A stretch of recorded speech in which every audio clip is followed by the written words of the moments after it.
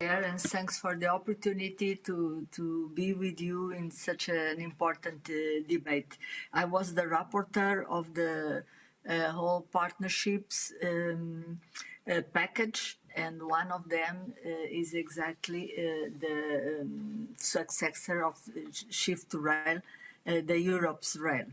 And these partnerships aim to accelerate research and innovation and development of technologies and operational solutions that fulfills the goal, the European goals on the rail sector and on the rail supply industry.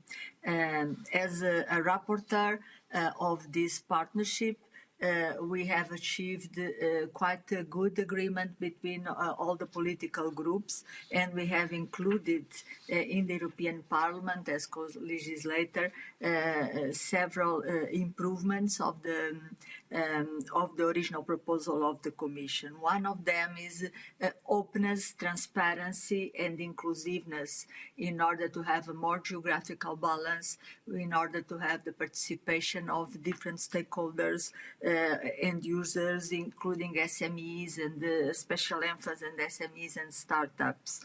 The second point that we have included is to reduce the bureaucracy and to have a more simplified structure of the joint undertaking, and also more simpler rules how to operate the joint undertaking.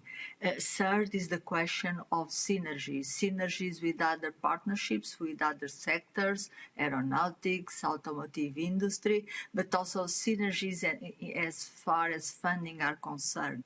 And it's very important, the synergies with national and regional funds, with the Recovery and Resilience Plan, in order, for example, to have a real strategy for building a railway network in Europe. You need these synergies between the joint undertaking, EU-Rail, and, for example, the Recovery and Resilience plans in the different member states.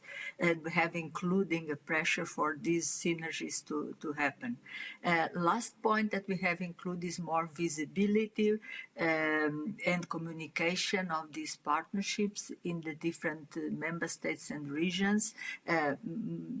There is many achievements and work done by the partnerships that not too well known by the citizens, so we have pressure for more visibility for the joint undertakings in general, and this one in particular.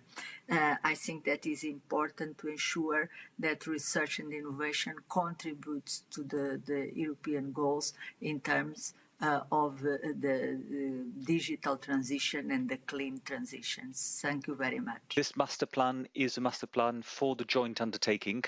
As stated by colleagues from the ITRE committee, several improvements have been made, notably thanks to the interventions of the European Parliament.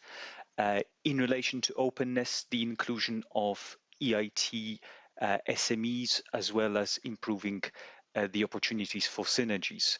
We are making sure that indeed other joint undertakings will be able to work with us or partnerships, notably fuel cells or in relation to batteries.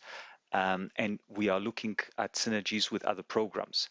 Now, this is a research and innovation program for which we with EN are responsible.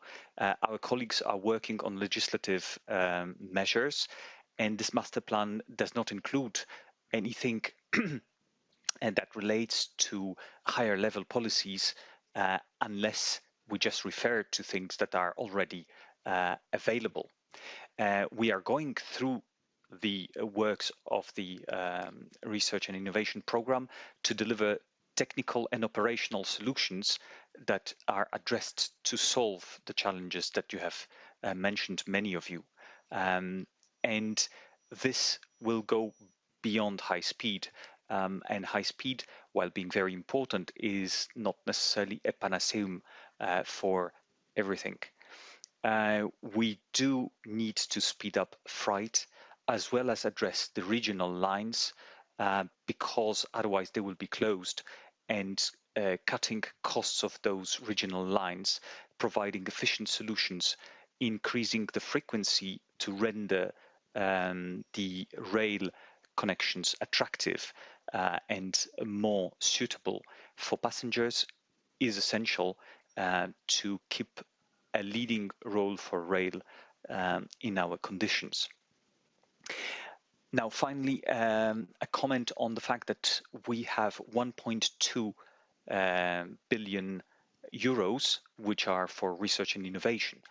This is not for deployment, and therefore it requires cooperation with the other funds, such as the Connecting Europe facility, such as regional and cohesion funds, and national works for research, for innovation, and for deployment of that.